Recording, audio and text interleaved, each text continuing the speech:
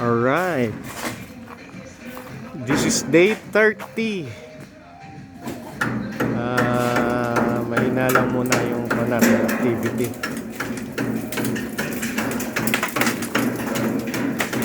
Palitada muna sila dyan sa gilid na yan. Dito para mailagay yung yero. Meron na tayong yero.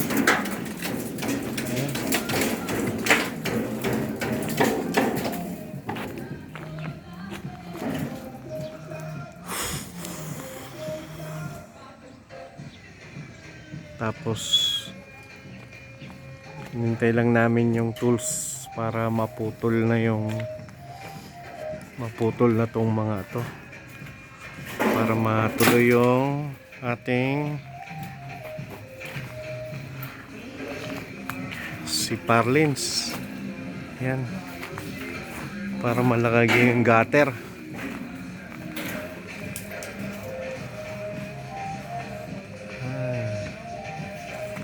Nabitin kami sa tools, kaya sigurado bukas.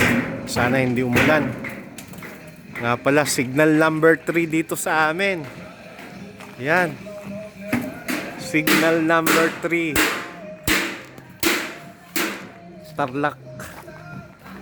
Tarlac, signal number 3. Look at that.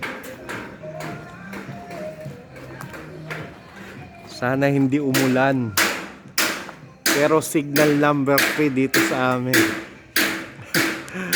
Ito po yan. Itong Tarlac hindi masyadong kuhan dito sa parte namin. Alright, so papalitada si kuya. Yan, tutuloy niya yan. Nandyan, nandito.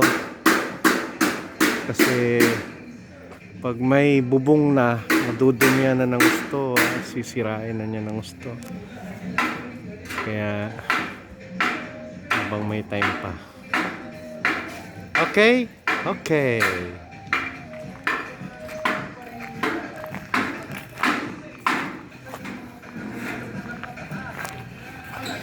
Yung mga si Parlins ko,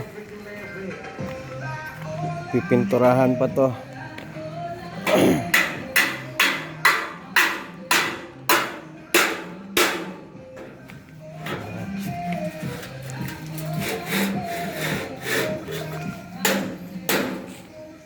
Alright, so this is day 30